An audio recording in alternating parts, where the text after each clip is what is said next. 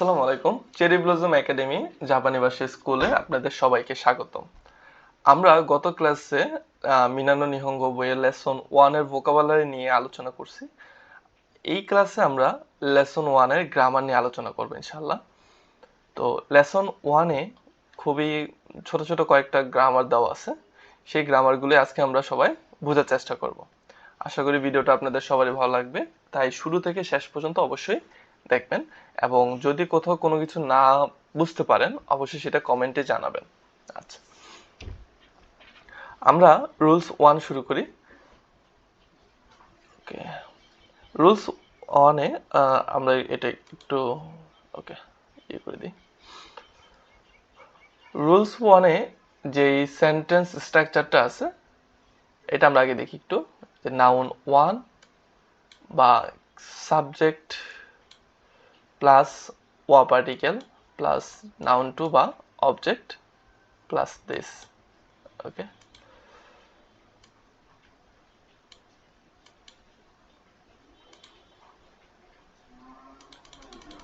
এখানে দেখেন ব্যাখ্যাগুলো দেখেন। আমাদের হিরাগানাতে আমরা হা পড়েছিলাম, সেটি এখানে ওয়া উচ্চারণ হবে। কোনটা?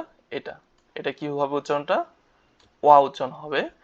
এটি একটি পার্টিকেল। আমরা কিন্তু ভোকাবুলারিতে বলেছিলাম যে হায়ের উচ্চারণটা ওয়া হয় যখন, তখন সেটা পার্টিকেল হিসেবে ব্যবহার হয়ে থাকে।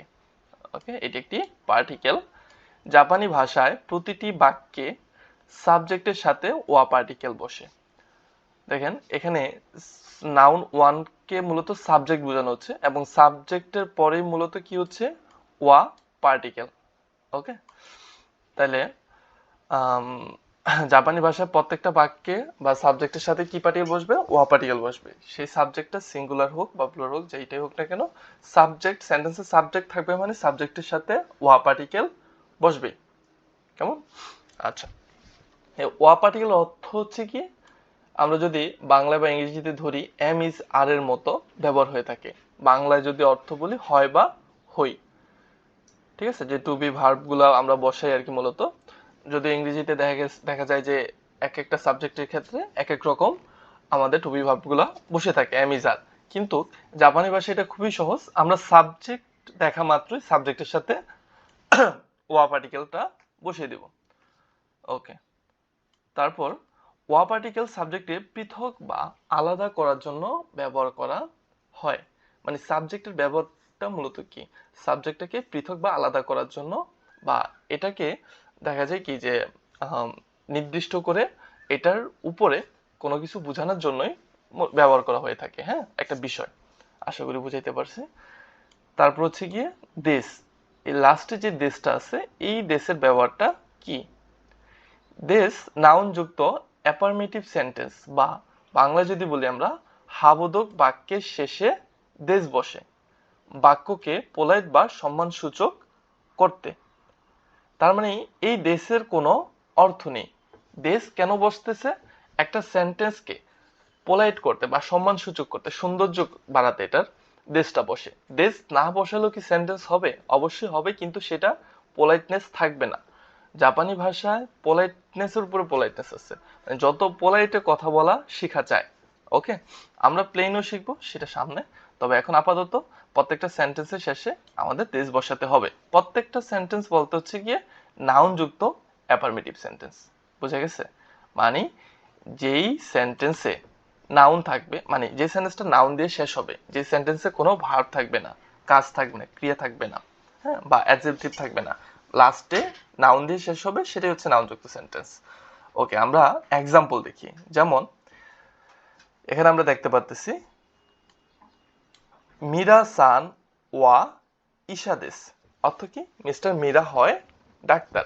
এখানে ওকে,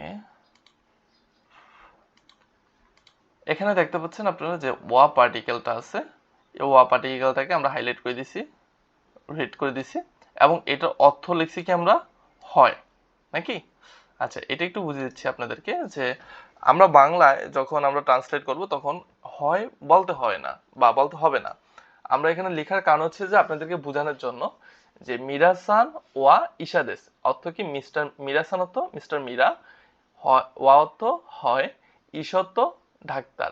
আর দেশের কোনো অর্থ নাই আমরা জানি। তার মানে কি মিস্টার মীরা হয় ডাক্তার বা মিস্টার মীরা ডাক্তার আমরা বলতে পারি, হয়টা আমরা বলতে হবে না। ওকে, তাহলে মীরা সান ওয়া ঈশা দেশ, মিস্টার মীরা হয় ডাক্তার বা মিস্টার মীরা ডাক্তার। জাপানি ভাষা ট্রান্সলেট গুলো খুবই সহজ। আপনি একটা জাপানি ভাষা সেন্টেন্সের নিচে প্রত্যেকটা জাপানিজ ওয়ার্ডের বাংলা অর্থ লিখে দিবেন, দেখবেন পরিপূর্ণ বাংলা অনুবাদ আপনার চলে আসতেছে। হ্যাঁ, আপনাকে এলোমেলো করতে হবে না। 2 নাম্বার যদি আমরা দেখি, আনা, হ্যাঁ, আনাসান ওয়া গিন কোইন দেশ, অর্থ কি মিস আনা হয় ব্যাংক কর্মকর্তা বা মিস আনা ব্যাংক কর্মকর্তা। ওকে, দেশের কোনো অর্থ নেই। এটা কিন্তু একটা হাবোদক বাক্য, তাই দেশ দিয়ে কমপ্লিট হয়েছে। অতাশি ওয়া গাকসেই দেশ, আমি হই ছাত্র বা আমি ছাত্র। অতাশি তো কি আমি, গাকসেই তো ছাত্র, আর দেশের কোনো অর্থ নেই। আমি ছাত্র বা আমি হই ছাত্র, বুঝাইতে পারছি আশা করি। তো লেসন ওয়ানের রুলস ওয়ানে কি ছিল আমাদের? রুলস ওয়ানে ছিল হচ্ছে অ্যাফার্মেটিভ সেন্টেন্স, আমরা হাবোদক বাক্য বা অ্যাফার্মেটিভ সেন্টেন্স শিখলাম। রুলস 2 এ যেটা থাকছে সেটা হলো গিয়ে নেগেটিভ সেন্টেন্স। নেগেটিভ সেন্টেন্স আমরা সবাই বুঝি, নাবোধক বাক্য যেটা বলে আর কি।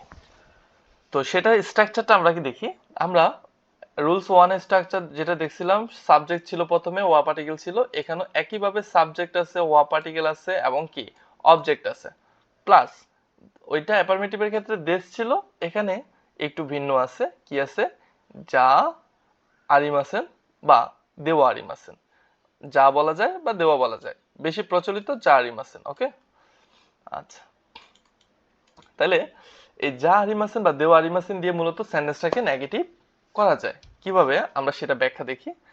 নাউনযুক্ত বাক্যকে, মনে রাখবেন নাউনযুক্ত, হ্যাঁ, নাউনযুক্ত বাক্যকে নাবোধক বা নেগেটিভ সেন্টেন্স করতে যা আরিমাসেন অথবা দেওয়া আরিমাসেন বসে, এবং যা আরিমাসেন বা দেওয়া আরিমাসেনের অর্থ আমরা ধরতে পারি কি না। অর্থ কি, এটা অর্থ হচ্ছে না। তাহলে আমরা একটা উদাহরণ দেখি, মিরাসান ওয়া ঈশা যা আরিমাসেন, এটার অর্থ কি, মিরাসান অর্থ মিস্টার মীরা, ওয়া পার্টিকেল তো হয় যেটা আমাদের দেওয়া দরকার নেই, মিরাসান ওয়া ঈশা, ঈশা তো কি ডাক্তার, তাহলে মিস্টার মীরা হয় ডাক্তার। আর যা আরিমাসেন অর্থ কি আমরা বলেছিলাম যে না, তাহলে মিস্টার মীরা ডাক্তার না। সুন্দর আমাদের অনুবাদ হয়ে যাচ্ছে। ওকে, সেকেন্ড সেন্টেন্সটা আমরা দেখি, অতাশি ওয়া গাকসেই যা আরিমাসেন। অতাশি অর্থ কি আমি, গাকসি অর্থ ছাত্র, আর জারিমাসেন অর্থ কি না, তার মানে কি আমি ছাত্র না। বুঝা গেছে কিভাবে নেগেটিভ সেন্টেন্স গুলো আপনারা তৈরি করবেন? আশা করি বুঝতে পারছেন সবাই। তো রুলস 2 এ আমরা কি শিখলাম, যে নেগেটিভ সেন্টেন্স কিভাবে তৈরি করতে হয়। আচ্ছা, রুলস 3 তে আমরা চলে যাই। রুলস 3 তে আমাদের ইন্টারোগেটিভ সেন্টেন্স আছে, মানে হচ্ছে কিভাবে প্রশ্ন করতে হয়, প্রশ্নবোধক বাক্য। তো আমাদের সেন্টেন্স স্ট্রাকচার সেমই থাকবে, যেমন প্রথমে সাবজেক্ট থাকবে প্লাস ওয়া পার্টিকেল প্লাস অবজেক্ট প্লাস দেশ প্লাস কা। দেশ পর্যন্ত আমাদের অ্যাফার্মেটিভ সেন্টেন্সের মতোই, কিন্তু কাটা এক্সট্রা এখানে নাকি এক্সট্রা বসছে। ওকে, জাপানি ভাষায় প্রশ্ন করতে বাক্যের শেষে কা বসে প্রশ্ন করা হয়। আশা করি বুঝাতে পারছি।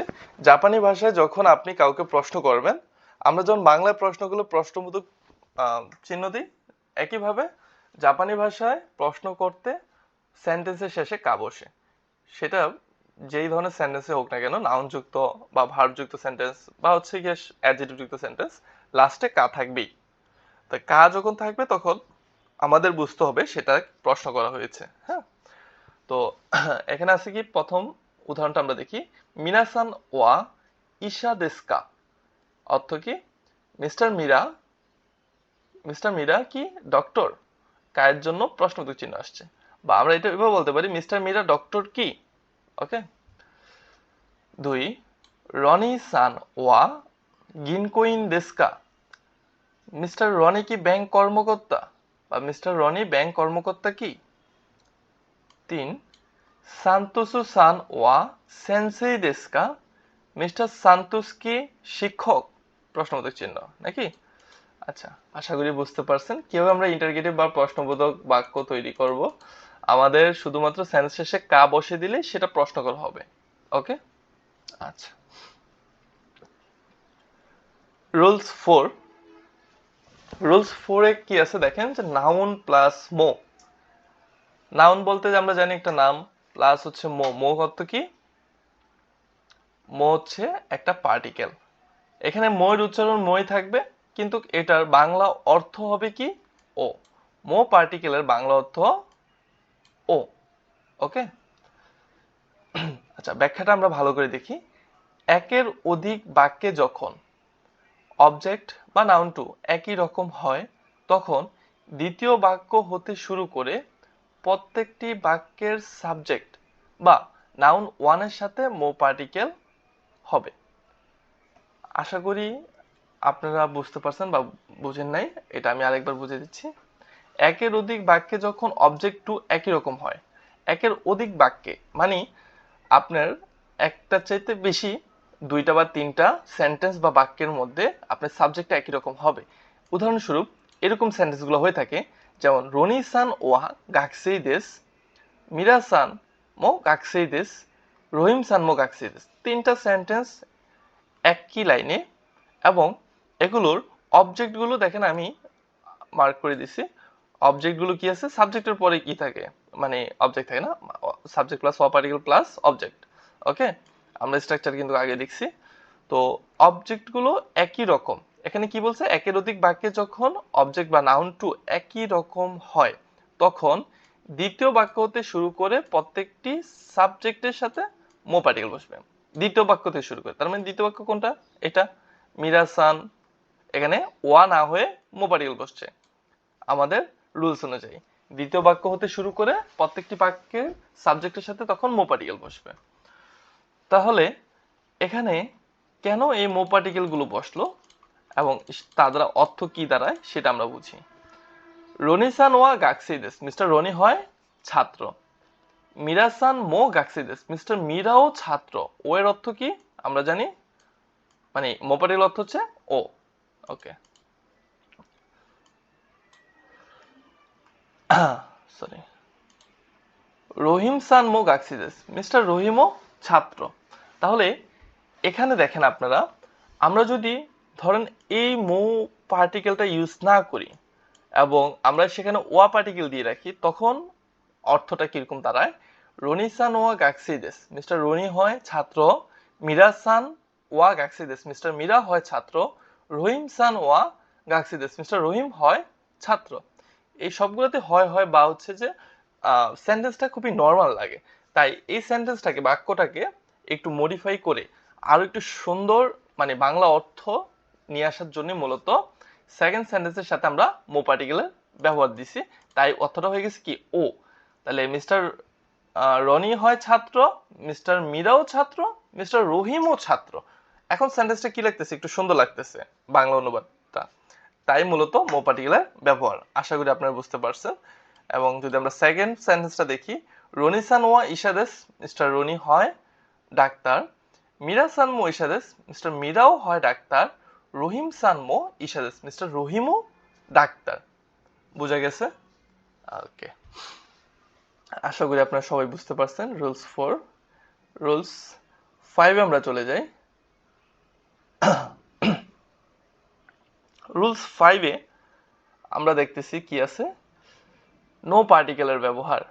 Noun 1 plus no particle plus noun 2, মানে দুইটি নাউনের মাঝখানে নো পার্টিকেলের ব্যবহার।